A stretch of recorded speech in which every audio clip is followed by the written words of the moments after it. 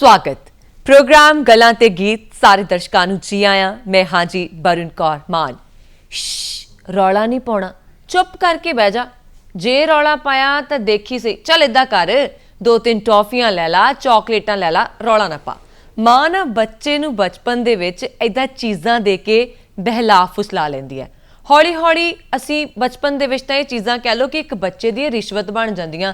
निआणा उद्दां ही करन लग जांदा, जदों टॉफी लैनी होवे रोण लग जाना, चॉकलेट लैनी होवे रोण लग जाना, उहनूं आदत जी पै जांदी है। उहदे लई तां ये एक किस्म दा है ना कह लो रिश्वत हो गई। पर रिश्वत बचपन च ही चंगी लगदी है, टॉफियां ते चॉकलेटां दे रूप च ही चंगी लगदी है। जदों वड्डे होया दफ्तरां दे विच जाके ये चीज़ां तुहानूं मिलन लगदियां ने जां तुसीं देण लगदे हो, फिर एक कानूनी जुर्म होण लगदा है। क्योंकि हर चीज़ कहंदे ने कि एवें ही नहीं हुंदी, और जिहड़ा भ्रिष्टाचार है वो तां साडे समाज नूं घुण दे वांग चिंबड़ के हौली हौली अंदरों अंदरों कदों खोखला करी जांदा सानूं भी पता नहीं लगदा। अज हैगा इंटरनैशनल एंटी करप्शन डे, यानी कि अंतरराष्ट्रीय भ्रिष्टाचार विरोधी दिवस। पूरे विश्व दे विच इस दिन मनाया जाता है। सो असी अज एंटी करप्शन दे उत्ते गलबात करांगे। साडे स्टूडियो दे विच किहड़े कानून ने और किवें किवें दियां सजावां हो सकदियां ने, बड़ियां सारियां बड़ियां दिलचस्प गल्लां, इहो जिहियां गल्लां जो शायद तुहानूं भी नहीं पता होण, मैनूं भी ना पता होण, ਉਹ ਸਾਰੀਆਂ ਗੱਲਾਂ पता करन दे लई साडे स्टूडियो दे विच पहुंचे ने अज दे मेहमान दिलजिंदर सिंह ढिल्लों, जो कि SSP ने विजिलेंस ब्यूरो जलंधर रेंज दे विच। बहुत बहुत स्वागत जी आया नूं। धन्यवाद जी, सत श्री अकाल। भ्रिष्टाचार कईयां नूं लगदा है कि शायद पैसे दा लैण देण भ्रिष्टाचार है जी, पर कई बार ये गिफ्ट दा रूप भी लै लैंदा जी, कई बारी अख बचक्के की हो जांदा, फिर भी पता नहीं लगदा जी। भ्रिष्टाचार नूं जे एक SSP दे वल्लों असीं परिभाषित करना होवे, तुसीं किवें देखदे हो? देखो, जिहड़ा भ्रिष्टाचार है ये किसी भी रूप विच हो सकदा है। सिद्धे तौर ते कोई सरकारी अदारा है उहदे विच काम करन दे बदले पैसे मंगना जी, पैसे लैके काम करना, ये तो है ही भ्रिष्टाचार, सारे जानते हैं जी। इस तो इलावा काम करन दे बदले जिहड़ा कि काम जायज़ आ होण वाला है पब्लिक दा, ਉਹਦੇ बदले कोई गिफ्ट की मंग कर लेना जी, ਜਾਂ ਕਿਸੇ ਹੋਰ ਸਾਧਨਾਂ ਦੁਆਰਾ ਆਪਣੇ ਆਪ ਨੂੰ ਲਾਭ ਪਹੁੰਚਾ ਲੈਣਾ, ਇਹ ਸਾਰੇ ਭ੍ਰਿਸ਼ਟਾਚਾਰ ਦੇ ਅੰਦਰ ਆਉਂਦੇ ਆ ਜੀ। ਔਰ ਇਹਦੇ ਬਾਰੇ ਬਕਾਇਦਾ ਤੌਰ ਤੇ ਜਿਹੜਾ ਪ੍ਰੀਵੈਂਸ਼ਨ ਆਫ ਕਰਪਸ਼ਨ ਐਕਟ ਆ ਉਹ ਇਹਦੇ ਬਾਰੇ ਸਾਰਾ ਵਿਖਿਆਨ ਕਰਦਾ ਕਿ ਕਿਹੜੇ ਕਿਹੜੇ ਸਾਧਨਾਂ ਦੁਆਰਾ ਜਿਹੜੇ ਸਰਕਾਰੀ ਅਦਾਰੇ ਉਹਨਾਂ ਦੇ ਅਧਿਕਾਰੀ ਕਰਮਚਾਰੀ ਜਾਂ ਜਿਹੜੇ ਸੈਮੀ ਗਵਰਨਮੈਂਟ ਆ, ਗਵਰਨਮੈਂਟ ਤੋਂ ਏਡ ਲੈਂਦੇ, ਜਿਵੇਂ ਕਾਰਪੋਰੇਸ਼ਨਸ ਹੋਈਆਂ, ਬੋਰਡ ਹੋਏ, ਈਵਨ ਬੈਂਕਸ ਹੈਗੇ ਆ, ਇਹ ਸਾਰੇ ਜਿਹੜੇ ਅਦਾਰੇ ਆ ਜਿੱਥੇ ਪਬਲਿਕ ਨੂੰ ਸੇਵਾਵਾਂ ਦਿੱਤੀਆਂ ਜਾਂਦੀਆਂ, ਜਿੱਥੇ ਪਬਲਿਕ ਸਰਵੈਂਟ ਕੰਮ ਕਰਦੇ ਆ ਜੀ, ਉੱਥੇ ਜੇ ਅਜਿਹੀ ਗਤੀਵਿਧੀ ਹੁੰਦੀ ਉਹ ਸਾਰੀ ਭ੍ਰਿਸ਼ਟਾਚਾਰ ਦੇ ਅੰਦਰ ਆਉਂਦੀ ਹੈ ਜੀ। ਜਦੋਂ ਕੋਈ ਵੀ ਦਿਨ ਮਨਾਇਆ ਜਾਂਦਾ ਨਾ, ਚਾਹੇ ਅੰਤਰਰਾਸ਼ਟਰੀ ਮਾਂ ਦਿਵਸ ਹੋਵੇ ਜਾਂ ਕੋਈ ਵੀ ਦਿਨ ਹੋਵੇ, ਉਹਦਾ ਕੋਈ ਨਾ ਕੋਈ ਥੀਮ ਹੁੰਦਾ ਤੇ ਇਹ ਤਾਂ ਹੈਗਾ ਹੀ ਅੰਤਰਰਾਸ਼ਟਰੀ ਭ੍ਰਿਸ਼ਟਾਚਾਰ ਵਿਰੋਧੀ ਦਿਵਸ। ਇਹਦਾ ਤਾਂ ਥੀਮ ਹੋਣਾ ਲਾਜ਼ਮੀ ਹੋ ਜਾਂਦਾ, ਬਹੁਤ ਵੱਡੀ ਗੱਲ ਹੁੰਦੀ ਹੈ। ਇਸ ਵਾਰੀ ਦਾ ਇਹਦਾ ਥੀਮ ਕੀ ਹੈ? ਦੇਖੋ, ਜਿਹੜਾ ਮੋਟੇ ਤੌਰ ਦੇ ਉੱਤੇ ਜਿਹੜਾ ਅੰਤਰਰਾਸ਼ਟਰੀ ਭ੍ਰਿਸ਼ਟਾਚਾਰ ਵਿਰੋਧੀ ਦਿਵਸ ਹੈਗਾ ਆ, ਉਹਦੇ 'ਚ ਇਸ ਵਾਰੀ ਜਿਹੜੇ ਹੈਗੇ ਆ ਉਹ ਅਲੱਗ-ਅਲੱਗ 6 ਹਿੱਸਿਆਂ ਦੇ ਵਿੱਚ ਇਹਦੇ ਥੀਮ ਦਿੱਤੇ ਗਏ ਆ। ਜਿਵੇਂ ਕੋਵਿਡ ਚੱਲ ਰਿਹਾ, ਉਹਦੇ ਵਿੱਚ ਅਲੱਗ ਤਰ੍ਹਾਂ ਦੀਆਂ ਪ੍ਰੋਬਲਮਸ ਆ ਰਹੀਆਂ ਲੋਕਾਂ ਨੂੰ ਜੀ, ਵਿਸ਼ਵ ਪੱਧਰ ਦੇ ਉੱਤੇ, ਔਰ ਉਹਦੇ ਤੇ ਭ੍ਰਿਸ਼ਟਾਚਾਰ ਦਾ ਰੂਪ ਵੀ ਜਿਹੜਾ ਹੈਗਾ ਉਹ ਬਦਲਿਆ ਹੈਗਾ। ਸੋ ਇਸ ਤਰ੍ਹਾਂ ਕਰਕੇ ਜਿਹੜਾ ਮੋਟੇ ਤੌਰ ਤੇ ਆ ਉਹ ਤਾਂ ਭ੍ਰਿਸ਼ਟਾਚਾਰ ਜੋ ਅਸੀਂ ਆਪਣੇ ਆਸ-ਪਾਸ ਸਰਕਾਰੀ ਅਦਾਰਿਆਂ ਵਿੱਚ, ਗੈਰ ਸਰਕਾਰੀ ਅਦਾਰਿਆਂ ਦੇ ਵਿੱਚ ਜਾਂ ਕਹਿ ਲਓ ਕਿ ਸੈਮੀ ਗਵਰਨਮੈਂਟ ਅਦਾਰਿਆਂ ਦੇ ਵਿੱਚ ਦੇਖਦੇ, ਜਿਹਦਾ ਮੈਂ ਪਹਿਲਾਂ ਵਿਖਿਆਨ ਕੀਤਾ, ਸਾਡੇ ਸਾਹਮਣੇ ਪਬਲਿਕ ਵਾਸਤੇ ਤਾਂ ਉਹੀ ਮੁਸ਼ਕਲ ਹੈ। ਬਾਕੀ ਉਸ ਦੀਆਂ ਬਰੀਕੀਆਂ ਵਿੱਚ ਜੇਕਰ ਜਾਂਦੇ ਹਾਂ ਤੇ ਬਰੀਕੀਆਂ ਦੇ ਵਿੱਚ ਤਾਂ ਬਹੁਤ ਕੁਝ ਆ ਕਹਿਣ ਨੂੰ, ਉਹ ਅੱਗੇ ਆਪਾਂ ਆਪਣੀ ਟਾਕ ਦੇ ਵਿੱਚ ਕਰਦੇ ਰਵਾਂਗੇ ਜੀ। ਅਧਿਕਾਰਤ ਖੇਤਰ ਕਿਹੜੇ-ਕਿਹੜੇ ਆਉਂਦੇ ਆ? ਦੇਖੋ, ਜਿਵੇਂ ਵਿਜੀਲੈਂਸ ਬਿਊਰੋ ਪੰਜਾਬ ਹੈ, ਵਿਜੀਲੈਂਸ ਬਿਊਰੋ ਪੰਜਾਬ ਜਿਹੜੇ ਹੈਗਾ ਉਹ ਪੂਰਾ ਉਹਦਾ ਅਧਿਕਾਰ ਖੇਤਰ ਪੰਜਾਬ ਹੈ ਜੀ। ਪੰਜਾਬ ਦੇ ਵਿੱਚ, ਪੰਜਾਬ ਦੀ ਸੋਇਲ ਦੇ ਉੱਤੇ ਕਿਤੇ ਵੀ ਕੋਈ ਭ੍ਰਿਸ਼ਟਾਚਾਰ ਦੀ ਗਤੀਵਿਧੀ ਹੁੰਦੀ ਆ ਤੇ ਉਹਦੇ ਖਿਲਾਫ ਕੰਮ ਕਰਨ ਵਾਸਤੇ ਵਿਜੀਲੈਂਸ ਬਿਊਰੋ ਪੰਜਾਬ ਹੈ। ਔਰ ਪੰਜਾਬ ਪੱਧਰ ਤੇ ਜਿਹੜੇ ਵਿਜੀਲੈਂਸ ਬਿਊਰੋ ਦੇ ਸਾਡੇ ਹੈੱਡ ਨੇ ਮੌਜੂਦਾ ਤੌਰ ਤੇ ਸ਼੍ਰੀ ਸਿਧਾਰਥ ਚਟੋਪਾਧਿਆਏ ਸਾਹਿਬ ਹੈਗੇ ਆ, DGP ਰੈਂਕ ਤੇ ਆਫੀਸਰ ਨੇ, ਔਰ ਉਹਨਾਂ ਥੱਲੇ ਜਿਹੜੀਆਂ ਅਲੱਗ-ਅਲੱਗ ਰੇਂਜਸ ਜਿਹੜੀਆਂ ਹੈਗੀਆਂ ਵਿਜੀਲੈਂਸ ਬਿਊਰੋ ਦੀਆਂ ਰੇਂਜਸ ਕੰਮ ਕਰਦੀਆਂ, ਜਿਵੇਂ ਜਲੰਧਰ ਆ, ਲੁਧਿਆਣਾ, ਪਟਿਆਲਾ ਆ, ਅੰਮ੍ਰਿਤਸਰ ਹੈ, ਫਿਰੋਜ਼ਪੁਰ, ਬਠਿੰਡਾ, ਇਸ ਤਰ੍ਹਾਂ ਕਰਕੇ ਜਿਹੜੀਆਂ ਹੈਗੀਆਂ ਸਾਡੀਆਂ 7 ਰੇਂਜਸ ਕੰਮ ਕਰਦੀਆਂ। ਉੱਥੇ ਐਸਐਸਪੀ ਪੱਧਰ ਦੇ ਅਧਿਕਾਰੀ ਤਾਇਨਾਤ ਨੇ ਜੀ, ਔਰ ਉਹਨਾਂ ਦੇ ਅਧੀਨ ਜਿਹੜੇ ਹੈਗੇ ਆ ਜ਼ਿਲ੍ਹਾ ਪੱਧਰ ਦੇ ਉੱਤੇ ਡੀਐਸਪੀ ਰੈਂਕ ਦੇ ਅਧਿਕਾਰੀ ਜਿਹੜੇ ਹੈਗੇ ਆ ਉਹ ਡਿਸਟ੍ਰਿਕਟ ਹੈੱਡ ਨੇ, ਜਿਹੜੇ ਉਹਨਾਂ ਕੋਲ ਇਨਵੈਸਟੀਗੇਸ਼ਨ ਟੀਮਾਂ ਨੇ, ਅਲੱਗ-ਅਲੱਗ ਇੰਸਪੈਕਟਰ ਰੈਂਕ ਦੇ ਅਧਿਕਾਰੀ ਨੇ ਜਿਹਦੇ 'ਚ ਕੰਮ ਕਰਦੇ, ਔਰ ਹੇਠਲਾ ਸਟਾਫ ਵੀ ਹੈ ਸਾਰਾ। ਉੱਥੇ ਜਿਹੜੀਆਂ ਕਰਪਸ਼ਨ ਦੀਆਂ ਇਸ ਤਰ੍ਹਾਂ ਦੀ ਜਿਹੜੀਆਂ ਕੰਪਲੇਂਟਸ ਆ ਜਾਂ ਉਹਨਾਂ ਦੀ ਸਿੱਧੇ ਤੌਰ ਤੇ ਕੀਤੀ ਗਈ ਇਨਫੋਰਮੇਸ਼ਨ ਆ, ਉਹਨਾਂ ਨਾਲ ਡੀਲ ਕੀਤਾ ਜਾਂਦਾ ਹੈ। ਸੋ ਅਧਿਕਾਰ ਖੇਤਰ ਸਾਡਾ ਪੂਰਾ ਪੰਜਾਬ ਹੈ ਜੀ, ਪਰ ਜੇਕਰ ਜ਼ਿਲ੍ਹਾ ਵਾਈਜ਼, ਰੇਂਜ ਵਾਈਜ਼ ਗੱਲ ਕਰੀਏ, ਉਹ ਆਪਣੇ ਆਪਣੇ ਅਧਿਕਾਰ ਖੇਤਰ ਵਿੱਚ ਅਸੀਂ ਕਿਸੇ ਤਰ੍ਹਾਂ ਦੀ ਜਿਹੜੀ ਹੈਗੀ ਆ ਭ੍ਰਿਸ਼ਟਾਚਾਰ ਵਿਰੋਧੀ ਗਤੀਵਿਧੀ ਆ ਉਹਦੇ ਤੇ ਸક્ષਮ ਉੱਤੇ ਕਾਰਵਾਈ ਕਰਨ ਦੇ। ਜੀ ਢਿੱਲੋਂ ਸਾਹਿਬ, ਉੱਦਾਂ ਜਿਹੜਾ ਮੈਂ ਅਗਲਾ ਸਵਾਲ ਪੁੱਛਣ ਲੱਗੀ ਹੈ ਨਾ, ਜੇ ਤੁਸੀਂ ਉਹ ਸਾਨੂੰ ਵਿਸਤਾਰ ਦੇ ਵਿੱਚ ਦੱਸ ਦਿੱਤਾ ਫਿਰ ਤਾਂ ਪਤਾ ਹੀ ਲੱਗ ਜਾਣਾ ਤੁਸੀਂ ਕੰਮ ਕਿੱਦਾਂ ਕਰਦੇ ਹੋ। ਚੂਰ ਨੂੰ ਤਾਂ ਪਹਿਲਾਂ ਹੀ ਪਤਾ ਲੱਗ ਜਾਣਾ ਕਿ ਸਾਨੂੰ ਕਿਵੇਂ ਫੜਿਆ ਜਾਣਾ। ਪਰ ਫਿਰ ਵੀ ਮੈਂ ਪੁੱਛਣਾ ਚਾਹੂੰਗੀ, ਜਿਹੜਾ ਵਿਜੀਲੈਂਸ ਬਿਊਰੋ ਆ, ਇਹਦਾ ਕੰਮ ਕਰਨ ਦਾ ਤਰੀਕਾ ਕੀ ਹੁੰਦਾ ਹੈ, ਕਿਵੇਂ ਪਹੁੰਚ ਕਰਦੇ ਹੋ? ਵੱਖਰੇ ਵੱਖਰੇ ਤਰੀਕੇ ਹੋਣਗੇ, ਕੀ ਹਿਸਾਬ ਹੋਏਗਾ?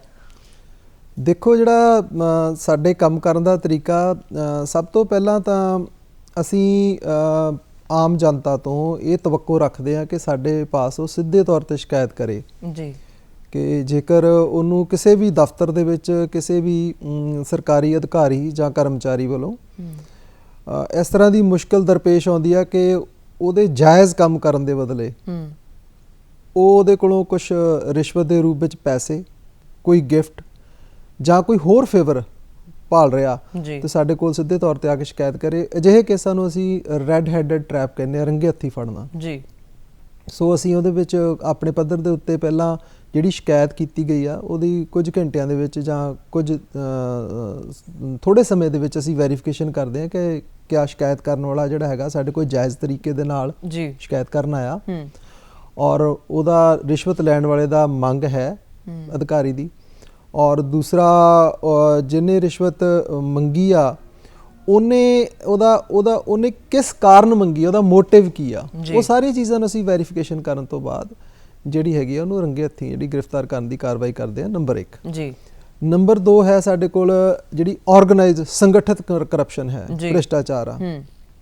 ਜਿਵੇਂ ਬਿਲ ਫਰਜ਼ ਮੈਂ ਤੁਹਾਨੂੰ ਉਦਾਹਰਨ ਦੇ ਤੌਰ ਤੇ ਦੱਸਦਾ ਕਿ ਕੁਝ ਅਜਿਹੇ ਭ੍ਰਿਸ਼ਟਾਚਾਰ ਵਾਲੇ ਤਰੀਕੇ ਹੈਗੇ ਜਿਨ੍ਹਾਂ ਵਿੱਚ ਆਮ ਪਬਲਿਕ ਨੂੰ ਸਿੱਧੇ ਤੌਰ ਤੇ ਵਾਸਤਾ ਨਹੀਂ ਪੈਂਦਾ ਜੀ। ਜਿਵੇਂ ਕੋਈ ਵਿਕਾਸ ਦੇ ਕੰਮ ਹੋ ਰਹੇ ਆ ਜਾਂ ਕੋਈ ਗਵਰਨਮੈਂਟ ਵੱਲੋਂ ਫੰਡਿੰਗ ਹੋ ਰਹੀ ਆ, ਪਰ ਪਬਲਿਕ ਦੇ ਹਿੱਤ ਦੇ ਵਿੱਚ ਉਹ ਫੰਡਸ ਆਉਣੇ ਚਾਹੀਦੇ, ਪਬਲਿਕ ਨੂੰ ਮਿਲਣੇ ਚਾਹੀਦੇ ਆ ਜੀ। ਔਰ ਅਜਿਹੇ ਜਿਹੜੇ ਹੈਗੇ ਆ ਕੰਮਾਂ ਦੇ ਵਿੱਚ ਜਿਹੜੇ ਹੈਗੇ ਆ ਸਰਕਾਰੀ ਅਦਾਰੇ ਜਿਹੜੇ ਹੈਗੇ ਆ ਉਹ ਜੇਕਰ ਭ੍ਰਿਸ਼ਟਾਚਾਰ ਕਰਦੇ ਆ ਤੇ ਉਹ ਜਿਹੜੇ ਫੰਡਸ ਮਿਲਣ ਵਾਲੇ ਜਾਂ ਸਹੂਲਤ ਮਿਲਣ ਵਾਲੀ ਆ ਉਹ ਤੋਂ ਲੋਕ ਵਾਂਝੇ ਰਹਿ ਜਾਂਦੇ ਆ ਜੀ। ਉਹ ਸਾਰੇ ਚੀਜ਼ਾਂ ਇਸ ਤਰੀਕੇ ਨਾਲ ਸੰਗਠਿਤ ਹੋ ਜਾਂਦੀਆਂ, ਇਸ ਤਰੀਕੇ ਨਾਲ ਆਰਗੇਨਾਈਜ਼ ਹੋ ਜਾਂਦੀਆਂ ਕਿ ਪਬਲਿਕ ਨੂੰ ਪਤਾ ਨਹੀਂ ਲੱਗਦਾ ਕਿ ਇਹਦੇ ਵਿੱਚ ਇਹ ਦੂਸਰਾ ਤਰੀਕਾ ਹੈ ਭ੍ਰਿਸ਼ਟਾਚਾਰ ਕਰਨ ਦਾ, ਜਿਹਦੇ ਵਿੱਚ ਸਾਡੇ ਕੋਲ ਸ਼ਿਕਾਇਤ ਵੀ ਆਉਂਦੀ ਹੈ ਜੀ, ਕੋਈ ਸ਼ਿਕਾਇਤ ਵੀ ਕਰ ਸਕਦਾ ਕਿ ਇਸ ਅਦਾਰੇ ਵਿੱਚ ਇਸ ਤਰ੍ਹਾਂ ਦਾ ਸੰਗਠਿਤ ਭ੍ਰਿਸ਼ਟਾਚਾਰ ਹੋਇਆ। ਇਸ ਤੋਂ ਇਲਾਵਾ ਜੇਕਰ ਕੋਈ ਸ਼ਿਕਾਇਤ ਨਹੀਂ ਕਰਦਾ ਤੇ ਸਾਡੇ ਤਰੀਕੇ ਨੇ, ਸਾਡੀ ਆਪਣੀ ਜਿਹੜੀ ਹੈਗੀ ਇਨਫੋਰਮੇਸ਼ਨ ਹੁੰਦੀ ਹੈ ਉਹਨੂੰ ਅਸੀਂ ਡਿਵੈਲਪ ਕਰਦੇ ਹਾਂ ਜੀ, ਔਰ ਇਹ ਦੂਸਰਾ ਤਰੀਕਾ ਹੈਗਾ।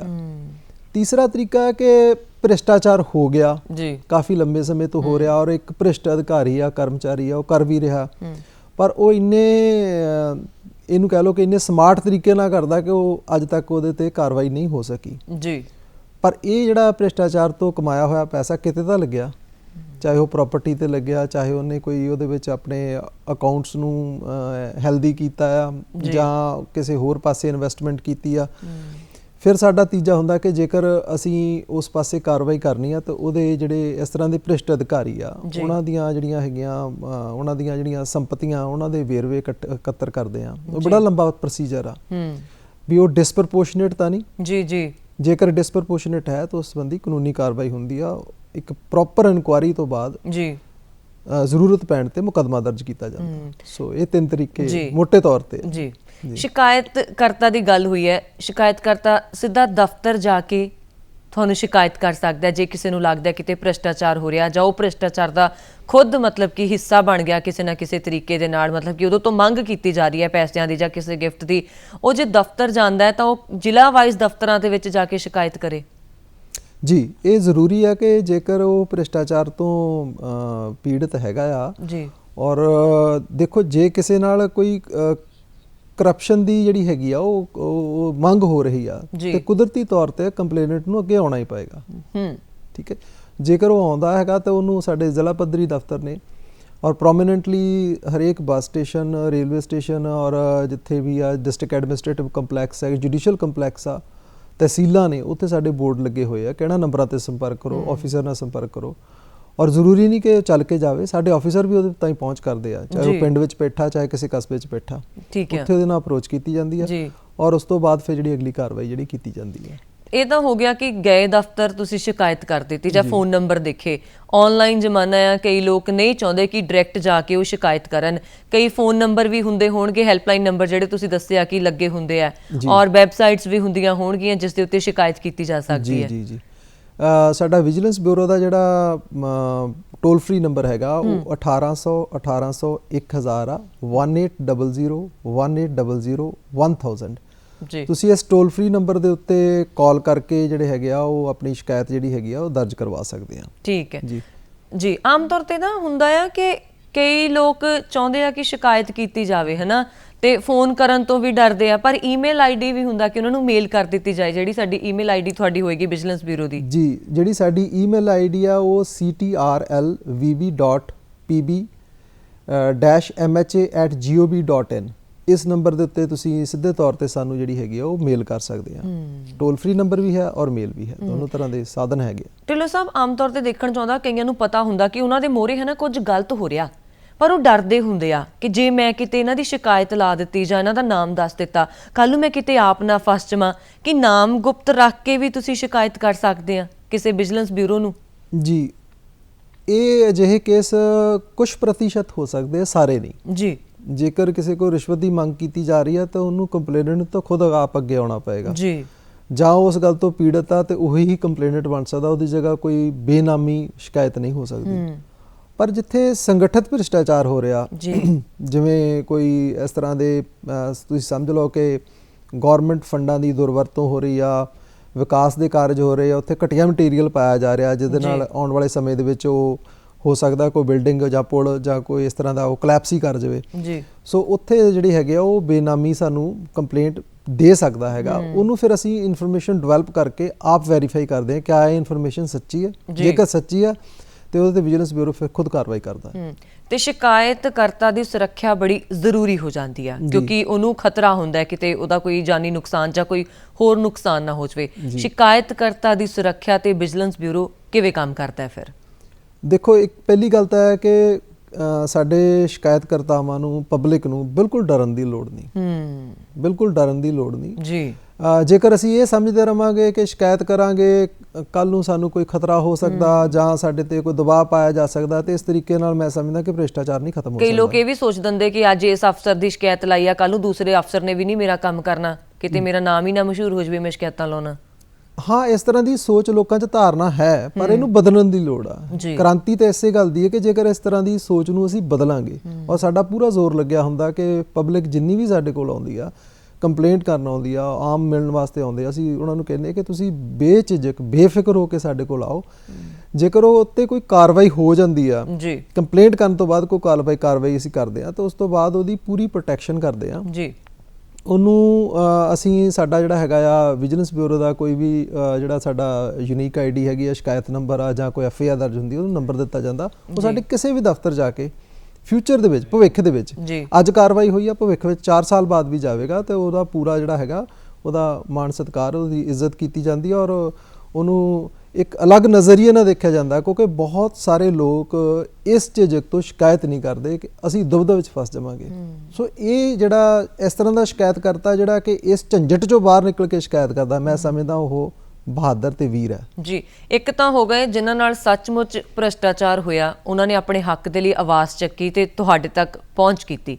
ਇੱਕ ਉਹ ਹੋ ਗਏ ਆਪਸ 'ਚ ਲੱਗਦੀ, ਆਪਾਂ ਇੱਕ ਉਦਾਹਰਨ ਲੈ ਲੈਂਦੇ, ਆਪਸ 'ਚ ਲੱਗਦੀ ਆ, ਉਹ ਕਹਿ ਰਿਹਾ ਕਿ ਮੈਂ ਤਾਂ ਤੇਰੇ ਤੇ ਭ੍ਰਿਸ਼ਟਾਚਾਰ ਦਾ ਕੇਸ ਪਾਊਂ, ਝੂਠਾ ਪਾਊਂ, ਜਿਹਨੂੰ ਆਪਾਂ ਕਹਿ ਦਿੰਦੇ ਫੇਕ ਕੰਪਲੇਂਟ ਜੀ। ਫੇਕ ਕੰਪਲੇਂਟ ਦੇ ਅਗੇਂਸਟ ਤੁਸੀਂ ਕੀ ਕੁਝ ਐਕਸ਼ਨ ਲੈਂਦੇ ਹੋ ਜੇ ਕੋਈ ਝੂਠੀ ਸ਼ਿਕਾਇਤ ਕਰਦਾ ਹੈ ਤਾਂ? ਜੀ, ਇਸ ਬਾਰੇ ਵਿਜੀਲੈਂਸ ਬਿਊਰੋ ਕਾਫੀ ਸੀਰੀਅਸ ਆ। ਜੇਕਰ ਝੂਠੀ ਕੰਪਲੇਂਟ ਪਾਈ ਜਾਂਦੀ ਹੈ ਤੇ 182 ਦੇ ਤਹਿਤ ਉਹਦੇ ਖਿਲਾਫ ਜਿਹੜੀ ਹੈਗੀ ਆ, ਅਸੀਂ ਉਹਦਾ ਜਿਹੜਾ ਚਲਾਨ ਆ ਅਦਾਲਤ ਵਿੱਚ ਦਿੰਨੇ ਆ। ਅੱਛਾ ਜੀ। ਜੇਕਰ ਫੇਕ ਉਹ ਪਾਈ ਜਾਂਦੀ ਆ। ਸੋ ਤਾਦਾਦ ਫੇਕ ਹੋਣ ਦੀ ਬਹੁਤ ਘੱਟ ਆ ਜੀ, ਪਰ ਫਿਰ ਵੀ ਹੈ। ਲੋਕ ਆਪਣੀ ਕਿਸੇ ਨਾ ਕਿਸੇ ਨਿੱਜੀ ਕਿਹੜ ਕਰਕੇ ਜਾਂ ਕਿਸੇ ਹੋਰ ਕਾਰਨਾਂ ਕਰਕੇ ਫੇਕ ਕੰਪਲੇਂਟ ਵੀ ਕਰਦੇ ਆ, ਜਾਂ ਇਹ ਆ ਕਿ ਕਈ ਵੇਲੇ ਉਹ ਸਿਸਟਮ ਤੋਂ ਤੰਗ ਹੋ ਜਾਂਦੇ ਆ, ਸਿਸਟਮ ਤੋਂ ਤੰਗ ਹੋ ਕੇ ਭ੍ਰਿਸ਼ਟਾਚਾਰ ਦੀ ਸ਼ਿਕਾਇਤ ਕਰ ਦਿੰਦੇ ਆ ਜੀ। ਸਿਸਟਮ ਅਲੱਗ ਤਰ੍ਹਾਂ ਕੰਮ ਕਰਦਾ, ਭ੍ਰਿਸ਼ਟਾਚਾਰ ਇੱਕ ਅਲੱਗ ਮੁੱਦਾ ਹੈ। ਸੋ ਦੋਨੋਂ ਮੁੱਦਿਆਂ ਨੂੰ ਜਦੋਂ ਮਿਲਾ ਕੇ ਉਹ ਸ਼ਿਕਾਇਤ ਕਰਦੇ ਤਾਂ ਉਹ ਝੂਠੀ ਪਾਈ ਜਾਂਦੀ ਆ। ਇੱਕ ਬੜਾ ਸੁਣਨ ਚ ਆਉਂਦਾ ਹੈ ਡਾਇਰੈਕਟ ਮੰਗ, ਇਨਡਾਇਰੈਕਟ ਮੰਗ। ਡਾਇਰੈਕਟ ਤਾਂ ਹੋ ਗਈ ਕਿ ਸਿੱਧਾ ਹੀ ਸਾਹਮਣੇ ਵਾਲੇ ਬੰਦੇ ਨੇ ਕਹਿਤਾ ਕਿ ਤੂੰ ਮੇਰੇ ਲਈ ਆਹ ਕਰਨਾ, ਮਤਲਬ ਇੰਨੇ ਪੈਸੇ ਤੇਰਾ ਕੰਮ ਹੋ ਜਾਊਗਾ। ਇਨਡਾਇਰੈਕਟ ਮੰਗ ਕਿੱਦਾਂ ਹੋਈ?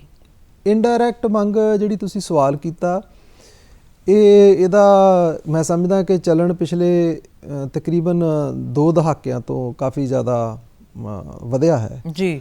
ਇਨਡਾਇਰੈਕਟ ਮੰਗ ਆ ਵੀ ਕਿਸੇ ਪ੍ਰਾਈਵੇਟ ਏਜੰਟ ਦੇ ਜ਼ਰੀਏ, ਜਿਵੇਂ ਕੋਈ ਸਰਕਾਰੀ ਅਦਾਰਾ, ਸਰਕਾਰੀ ਅਦਾਰੇ ਦੇ ਵਿੱਚ ਭ੍ਰਿਸ਼ਟਾਚਾਰ ਦੀ ਮੰਗ ਜੇਕਰ ਆਪ ਖੁਦ ਨਹੀਂ ਅਧਿਕਾਰੀ ਜਾਂ ਕਰਮਚਾਰੀ ਕਰਦਾ ਔਰ ਕਿਸੇ ਦੁਆਰਾ ਕਰਵਾਉਂਦਾ, ਚਾਹੇ ਉਹ ਪ੍ਰਾਈਵੇਟ ਏਜੰਟ ਹੈ, ਚਾਹੇ ਉਹਦੇ ਦਫ਼ਤਰ ਦਾ ਹੀ ਕੋਈ ਹੋਰ ਮੁਲਾਜ਼ਮ ਹੈ, ਉਹ ਅਸਿੱਧੇ ਤੌਰ ਤੇ ਕੀਤੀ ਗਈ ਮੰਗ, ਆਪ ਨਹੀਂ ਮੰਗ ਕਰਨੀ, ਕੰਮ ਤਾਂ ਆਪ ਉਹਦਾ ਕਰਨਾ ਜੀ, ਪਰ ਆਪਣੀ ਮੰਗ ਜਿਹੜੀ ਹੈ ਕਿਸੇ ਦੁਆਰਾ ਕਰਨੀ ਤਾਂ ਕਿ ਮੈਂ ਨਾ ਫੜਿਆ ਜਾਵਾਂ, ਉਹ ਸਿੱਧੇ ਤੌਰ ਤੇ ਮੰਗ ਆ। ਜਾਂ ਇਹ ਕਹਿ ਲਓ ਕਿ ਕੰਮ ਹੋਣ ਵਾਲਾ ਜੀ, ਸਰਕਾਰੀ ਕੰਮ ਹੋਣ ਵਾਲਾ, ਪਬਲਿਕ ਡਿਲੀਵਰੀ ਸਿਸਟਮ ਤਾਂ ਇਹ ਕਹਿੰਦਾ ਕਿ ਕੋਈ ਪਬਲਿਕ ਤੁਹਾਡੇ ਪਾਸ ਕੰਮ ਵਾਸਤੇ ਆਉਂਦੀ ਆ ਤੇ ਨਿਰਧਾਰਿਤ ਸਮੇਂ ਵਿੱਚ ਤੁਸੀਂ ਉਹਦਾ ਕੰਮ ਕਰਕੇ ਦਿਓ ਜੀ। ਕੰਮ ਹੋਣ ਵਾਲਾ ਪਰ ਮਹੀਨਿਆਂ ਬੱਧੀ ਉਹਨੂੰ ਰੋਕ ਕੇ ਰੱਖਿਆ, ਉਹ ਇੱਕ ਇਸ਼ਾਰਾ ਆ ਪਬਲਿਕ ਵੱਲ ਜੀ। ਮਤਲਬ ਕਿ ਜਿਹੜੇ ਮਾਫ ਕਰਨਾ, ਜਿਹੜੇ ਕੁਝ ਭ੍ਰਿਸ਼ਟ ਅਧਿਕਾਰੀ ਤੇ ਕਰਮਚਾਰੀ, ਸਾਰੀਆਂ ਉਂਗਲਾਂ ਬਰਾਬਰ ਨਹੀਂ, ਬਹੁਤ ਸਾਰੇ ਅਧਿਕਾਰੀ ਕਰਮਚਾਰੀ ਮਿਹਨਤ ਨਾਲ ਤੇ ਇਮਾਨਦਾਰੀ ਨਾਲ ਕੰਮ ਕਰਨ ਵਾਲੇ ਵੀ ਹੈ ਜੀ। ਤੇ ਜਿਹੜੇ ਅਜਿਹੇ ਅਧਿਕਾਰੀ ਤੇ ਕਰਮਚਾਰੀ ਆ ਵੀ ਉਹਨੂੰ ਕੰਮ ਨੂੰ ਰੋਕ ਰੱਖਦੇ ਆ, ਜਾਣਬੁੱਝ ਕੇ ਡਿਲੇ ਕਰਦੇ ਆ, ਤਾਂ ਉਹਦੇ ਤੇ ਸਿੱਧੇ ਤੌਰ ਤੇ ਇਸ਼ਾਰਾ ਹੁੰਦਾ ਕਿ ਜੇਕਰ ਤੁਸੀਂ ਕੁਝ ਮੇਰੇ ਵਾਸਤੇ ਕਰੋਗੇ ਤਾਂ ਮੈਂ ਤੁਹਾਡਾ ਕੰਮ ਕਰਾਂਗਾ ਜੀ। ਬਿਲਕੁਲ। ਆਪਣੇ ਦਰਸ਼ਕਾਂ ਨੂੰ ਦੱਸ ਦਿੰਦੇ ਆ ਕਿ ਅੱਜ ਹੈਗਾ ਅੰਤਰਰਾਸ਼ਟਰੀ ਭ੍ਰਿਸ਼ਟਾਚਾਰ ਵਿਰੋਧੀ ਦਿਵਸ ਔਰ ਉਸ ਦੇ ਉੱਪਰ ਹੀ ਅਸੀਂ ਗੱਲਬਾਤ ਕਰ ਰਹੇ ਹਾਂ। ਸਾਡੇ ਨਾਲ ਦਿਲਜਿੰਦਰ ਸਿੰਘ ਢਿੱਲੋਂ ਨੇ, SSP vigilance bureau Jalandhar range. Dhillon ਸਾਹਿਬ, ਇਹ ਤਾਂ ਹੋ ਗਈ ਇਨਡਾਇਰੈਕਟ ਮੰਗ ਹੈ ਨਾ, ਮਤਲਬ ਕਿ ਮੋਰੇ ਕੋਈ ਏਜੰਟ ਰੱਖੇ ਹੋਏ ਆ, ਉਹ ਬਾਹਰੋਂ ਉਦਾਹਰਨ ਦੇ ਤੌਰ ਤੇ ਮਤਲਬ ਕਿ ਅੰਦਰੋਂ ਫਾਰਮ ਫ੍ਰੀ ਮਿਲਦੇ ਆ, ਉਹ ਬਾਹਰ ਕਹੀ ਜਾਣ ਕਿ ਮੇਰੇ ਤੋਂ 100 ਰੁਪਇਆ ਲੈ ਲਓ, ਤੁਹਾਨੂੰ ਛੇਤੀ ਫਾਰਮ ਦੇ ਦਿੰਦੇ ਆ, ਤੇ ਬਾਅਦ ਦੇ ਵਿੱਚ ਜੇ ਅਫਸਰ ਕਹਿ ਦੇਵੇ ਮੈਨੂੰ ਤਾਂ ਪਤਾ ਹੀ ਨਹੀਂ ਬਾਹਰ ਇਹ ਕੁਝ ਹੋ ਰਿਹਾ, ਅਫਸਰ ਮੁੱਕਰ ਹੀ ਜਾਵੇ ਕਿ ਮੈਨੂੰ ਨਹੀਂ ਪਤਾ ਸੀਗਾ ਕਿ ਮੇਰੇ ਦਫ਼ਤਰ ਦੇ ਬਾਹਰ ਇਹ ਕੁਝ ਹੋ ਰਿਹਾ, ਫਿਰ ਦਫ਼ਤਰ ਦੇ ਬਾਹਰ ਇਹ ਕੁਝ ਹੋ ਰਿਹਾ, ਅਫਸਰ ਨੂੰ ਅੰਦਰ ਪਤਾ ਨਹੀਂ ਕਿ ਵਿਜੀਲੈਂਸ ਬਿਊਰੋ ਇਸ ਤੇ ਯਕੀਨ ਕਰਦਾ? ਦੇਖੋ, ਇਹ ਪਬਲਿਕ ਵੀ ਭਲੀ ਭਾਂਤੀ ਜਾਣਦੀ ਆ ਕਿ ਇਹ ਵਿਸ਼ਵਾਸ ਕਰਨਾ ਔਖਾ ਹੈ ਜੀ। ਜੇ ਮੇਰਾ ਦਫ਼ਤਰ ਹੈ, ਮੈਂ ਆਪਣੇ ਦਫ਼ਤਰ ਵਿੱਚ ਰੋਜ਼ਾਨਾ ਆਉਂਦਾ ਔਰ ਮੈਨੂੰ ਆਪਣੇ ਦਫ਼ਤਰ ਦਾ ਚੱਲਣ ਪਤਾ ਹੈ, ਤੇ ਮੈਂ ਨਹੀਂ ਸਮਝਦਾ ਕਿ ਮੇਰੇ ਦਫ਼ਤਰ ਦੇ ਬਾਹਰ ਏਜੰਟ ਜਿਹੜੇ ਹੈਗੇ ਆ ਉਹ ਮੇਰਾ ਨਾਮ ਲੈ ਕੇ ਜਾਂ ਮੇਰੇ ਵਿਭਾਗ ਦਾ ਨਾਮ ਲੈ ਕੇ ਭ੍ਰਿਸ਼ਟਾਚਾਰ ਕਰਦੇ ਹੋਣ ਮੈਨੂੰ ਨਾ ਪਤਾ ਲੱਗੇ। ਇਹ ਗੱਲ ਮੰਨਣ ਯੋਗ ਨਹੀਂ ਆ ਜੀ। ਇਸ ਕਰਕੇ ਮੇਰੀ ਧਾਰਨਾ ਕਿ ਇਹ ਕਹਿਣਾ ਗਲਤ ਹੋਵੇਗਾ ਕਿ ਮੈਨੂੰ ਨਹੀਂ ਸੀ ਪਤਾ ਬਾਹਰ ਕੀ ਹੋ ਰਿਹਾ। ਫਿਰ ਇਹਦੇ ਅਗੇਂਸਟ ਐਕਸ਼ਨ ਆਉਂਦਾ ਅਫਸਰ ਦੇ? ਦੇਖੋ, ਜੇਕਰ ਕੋਈ ਸ਼ਿਕਾਇਤ ਕਰਦਾ ਆ ਜਾਂ ਸਾਡੀ ਅਚਾਨਕ ਅਸੀਂ ਜੁਆਇੰਟ ਜਿਹੜੀ ਹੈਗੀਆਂ ਜਿਹੜੀ ਚੈਕਿੰਗ ਵੀ ਕਰਦੇ ਆ, ਜੁਆਇੰਟ ਸਰਪ੍ਰਾਈਜ਼ ਚੈਕਿੰਗ ਕਹਿੰਦੇ ਆ ਜੀ। ਜੁਆਇੰਟ ਸਰਪ੍ਰਾਈਜ਼ ਕਿਉਂ ਕਹਿੰਦੇ ਆ ਕਿ ਅਸੀਂ ਵਿਜੀਲੈਂਸ ਬਿਊਰੋ ਦੇ ਸਾਡੇ ਜਿਹੜੇ ਇਨਵੈਸਟੀਗੇਸ਼ਨ ਆਫੀਸਰ ਆ ਉਹ ਇਕੱਲੇ ਨਹੀਂ, ਇਸ ਤੋਂ ਇਲਾਵਾ ਸਰਕਾਰੀ ਜਿਹੜੇ ਹੋਰ ਗਜ਼ਟਡ ਅਫਸਰ ਆ ਉਹਨਾਂ ਨੂੰ ਨਾਲ ਮਿਲਾ ਕੇ ਤਾਂ ਕਿ ਉਹ ਗਵਾਹ ਬਣ ਸਕਣ ਜੀ।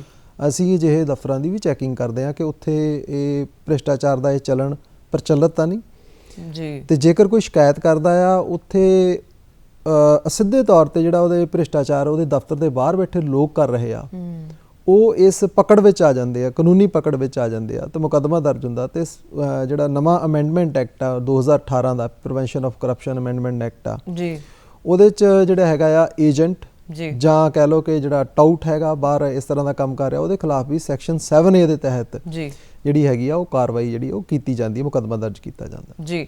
ਪ੍ਰੋਗਰਾਮ ਗੱਲਾਂ ਤੇ ਗੀਤ, ਹੋਰ ਬਹੁਤ ਸਾਰੀਆਂ ਗੱਲਾਂ ਪਈਆਂ ਨੇ ਜਿਸ ਦੇ ਵਿੱਚ ਆਮ ਤੌਰ ਤੇ ਦਫ਼ਤਰਾਂ 'ਚ ਜਾਈਦਾ ਹੈ ਨਾ, ਕੰਮ ਹੁੰਦਾ ਹੀ ਨਹੀਂ, ਸਾਰੇ ਕਾਗਜ਼ ਪੂਰੇ ਹੋਏ ਹੁੰਦੇ ਆ, ਉਹ ਵੀ ਭ੍ਰਿਸ਼ਟਾਚਾਰ ਦਾ ਹਿੱਸਾ ਹੈ। ਤੇ ਇਦਾਂ ਦੀਆਂ ਹੋਰ ਕਿੰਨੀਆਂ ਸਾਰੀਆਂ ਗੱਲਾਂ ਤੁਹਾਡੇ ਨਾਲ ਮੈਂ ਕਰਾਂਗੀ, ਨਾਲ ਨੇ ਮੇਰੇ ਐਸਐਸਪੀ ਸਾਹਿਬ, ਪਰ ਇਸ ਗੀਤ ਤੋਂ ਬਾਅਦ।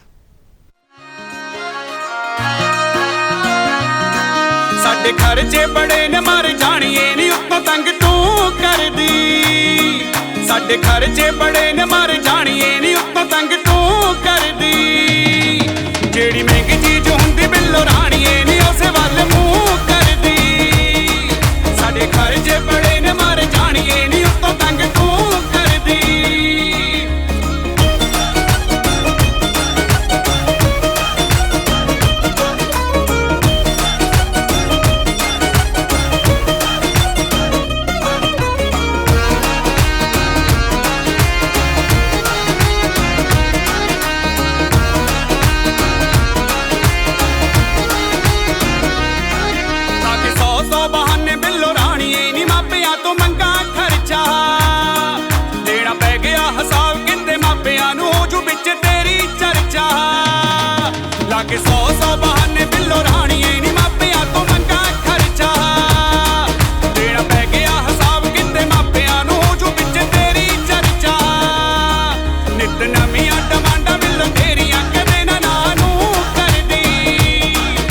ਸਾਡੇ ਖਰਚੇ ਬੜੇ ਨੇ ਡੁੱਬ ਜਾਣੀਏ ਨੀ ਉੱਤੋਂ ਤੰਗ ਤੂੰ ਕਰਦੀ ਸਾਡੇ ਖਰਚੇ ਬੜੇ ਨੇ ਮਰ ਜਾਣੀਏ ਨੀ ਉੱਤੋਂ ਤੰਗ ਤੂੰ ਕਰਦੀ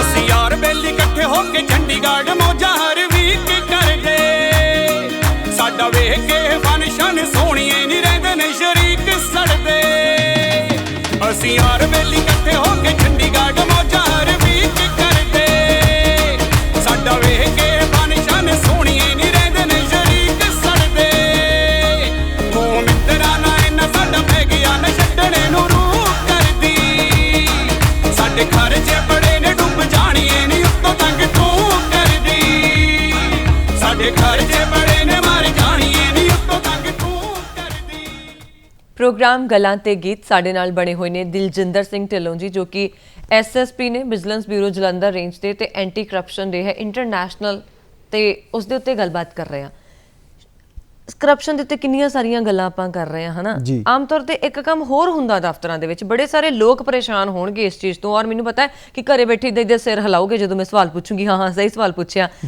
ਕਿੰਨੇ ਦਿਨ ਹੋ ਗਏ ਦਫ਼ਤਰ ਦੇ ਗੇੜੇ ਲਾਉਂਦਿਆਂ ਨੂੰ ਥੱਕ ਹੀ ਗਏ ਕਦੇ ਆ ਤੁਹਾਡਾ ਕਾਗਜ਼ ਨਹੀਂ ਪੂਰਾ ਕਦੇ ਆ ਤੁਹਾਡਾ ਕਾਗਜ਼ ਨਹੀਂ ਪੂਰਾ ਉਹ ਕਾਗਜ਼ ਵੀ ਲਿਆ ਕੇ ਦਿੱਤਾ ਹੁਣ ਕੋਈ ਹੋਰ ਕਾਗਜ਼ ਰਹਿ ਗਿਆ ਗੇੜੇ ਤੇ ਗੇੜਾ ਮਹੀਨਾ 2 ਮਹੀਨੇ ਹੋ ਗਏ ਗੇੜੇ ਲੱਗਦਿਆਂ ਨੂੰ ਕੀ ਇਹ ਵੀ ਕਰਪਸ਼ਨ ਦਾ ਹਿੱਸਾ ਹੁੰਦਾ ਹੈ ਦੇਖੋ ਇਹਦੇ ਵਿੱਚ ਅਸੈਸ ਕਰਨ ਦੀ ਲੋੜ ਆ ਆਪਾਂ ਨੂੰ ਸਮਝਣ ਦੀ ਲੋੜ ਆ ਜੇਕਰ ਸਾਰੇ ਕਾਗਜ਼ਾਤ ਪੂਰੇ ਨੇ ਸਾਰੀਆਂ ਫਾਰਮੈਲਿਟੀਜ਼ ਪੂਰੀਆਂ ਆ ਔਰ ਹਰੇਕ ਇਨਸਾਨ ਨੂੰ ਪਤਾ ਹੈ ਕਿ ਜਿਹੜਾ ਇਹਦੇ ਵਿੱਚ ਇੰਨੇ ਕਾਗਜ਼ ਲੱਗਣੇ ਆ ਇੰਨੇ ਦਸਤਾਵੇਜ਼ ਲੱਗਣੇ ਆ ਔਰ ਮੈਂ ਪੂਰੇ ਕੀਤੇ ਹੋਏ ਫਿਰ ਵੀ ਅਨਸੈਸਰੀ ਡਿਲੇ ਆ ਉਹ ਕਿਤੇ ਨਾ ਕਿਤੇ ਇਸ਼ਾਰਾ ਆ ਰਿਸ਼ਵਤ ਦਾ ਪਰ ਕੁਝ ਅਦਾਰਿਆਂ ਦੇ ਵਿੱਚ ਕੁਝ ਸਰਕਾਰੀ ਅਦਾਰਿਆਂ ਦੇ ਵਿੱਚ ਜਾਂ ਜਿਹਨੂੰ ਕਿ ਸੈਮੀ ਗਵਰਨਮੈਂਟ ਅਦਾਰਿਆਂ ਦੇ ਵਿੱਚ ਜਿਹੜੇ ਪ੍ਰੋਸੀਜਰਸ ਆ ਉਹ ਵਾਕਈ ਜਿਹੜੇ ਥਕਾ ਦੇਣ ਵਾਲੇ ਆ ਮਤਲਬ ਕਿ ਉਹਦੇ 'ਚ ਕਾਗਜ਼ ਪੱਤਰ ਬਹੁਤ ਸਾਰੇ ਇਕੱਤਰ ਕਰਨੇ ਪੈਂਦੇ ਆ ਇਸ ਸੰਬੰਧੀ ਪੰਜਾਬ ਸਰਕਾਰ ਬੜੇ ਸਥਿਰਤਾ ਨਾਲ ਬੜੇ ਕੋਸ਼ਿਸ਼ ਦੇ ਨਾਲ ਇਹ ਕੰਮ ਕਰ ਰਹੀ ਹੈ ਕਿ ਇਹਨਾਂ ਨੂੰ ਹੋਰ ਸੁਖਾਵਾਂ ਬਣਾਇਆ ਜਾਵੇ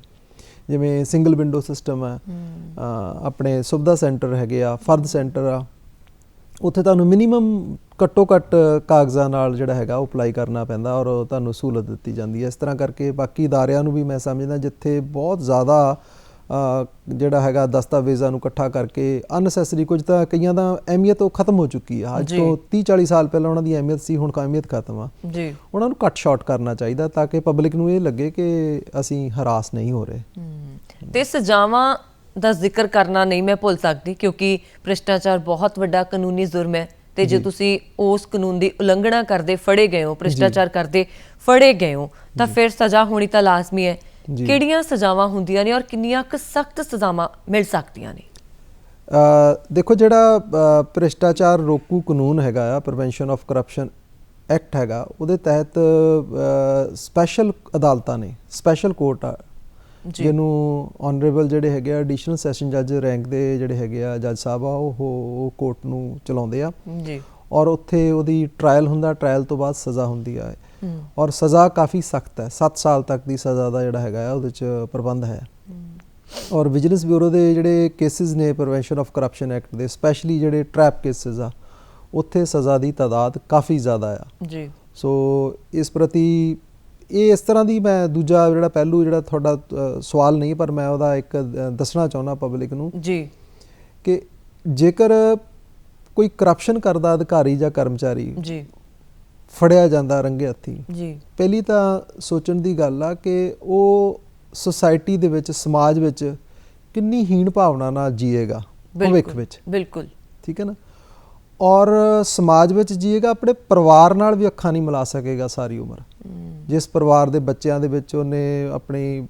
ਪਤਨੀ ਦੇ ਨਾਲ ਬੱਚਿਆਂ ਨਾਲ ਰਹਿਣਾ ਤੇ ਕੀ ਕਹਿ ਗਿਆ ਕਿ ਮੈਂ ਕਿਸ ਕੰਮ ਦੇ ਵਿੱਚ ਜੇਲ੍ਹ ਗਿਆ ਸੀ ਕਿਸ ਕੰਮ ਦੇ ਵਿੱਚ ਮੈਂ ਫੜਿਆ ਗਿਆ ਜੀ ਸੋ ਇਹ ਇੱਕ ਬੜੀ ਇੱਕ ਉਹਦੇ ਤੇ ਇੱਕ ਕਿਸਮ ਦਾ ਇਹ ਸਾਰੀ ਉਮਰ ਦਾ ਧੱਬਾ ਹੈ ਫਿਰ ਦੂਸਰੀ ਗੱਲ ਹੈ ਜਦੋਂ ਰਿਸ਼ਵਤ ਲੈਂਦਾ ਫੜਿਆ ਜਾਂਦਾ ਜਾਂ ਉਹਦੇ ਤੇ ਖਿਲਾਫ ਮੁਕੱਦਮਾ ਦਰਜ ਹੁੰਦਾ ਸਜ਼ਾ ਹੋ ਜਾਂਦਾ ਤਾਂ ਲਾਜ਼ਮੀ ਹੈ ਉਹ ਮਹਿਕਮੇ ਵਿੱਚੋਂ ਜਿਹੜਾ ਹੈਗਾ ਡਿਸਮਿਸ ਹੋਏਗਾ ਕਿਸ ਤਰੀਕੇ ਦੇ ਲੋਕਾਂ ਦੀਆਂ ਸ਼ਿਕਾਇਤਾਂ ਤੁਹਾਡੇ ਕੋਲ ਜ਼ਿਆਦਾ ਆਉਂਦੀਆਂ ਨੇ ਕਿਸ ਤਬਕੇ ਦੇ ਲੋਕਾਂ ਦੀਆਂ ਸ਼ਿਕਾਇਤਾਂ ਤੁਹਾਡੇ ਕੋਲ ਆਉਂਦੀਆਂ ਨੇ ਅਮੀਰ ਲੋਕ ਜ਼ਿਆਦਾ ਸ਼ਿਕਾਇਤਾਂ ਲੈ ਕੇ ਆਉਂਦੇ ਨੇ ਜਾਂ ਗਰੀਬ ਲੋਕ ਇਸ ਦੇ ਵਿੱਚ ਜ਼ਿਆਦਾ ਹਰਾਸ ਹੁੰਦੇ ਨੇ ਬੜਾ ਚੰਗਾ ਸਵਾਲ ਹੈ ਤੁਹਾਡੇ, ਇਹ 'ਚ ਖੁੱਲ੍ਹ ਕੇ ਬੋਲਣ ਦੀ ਲੋੜ ਹੈ।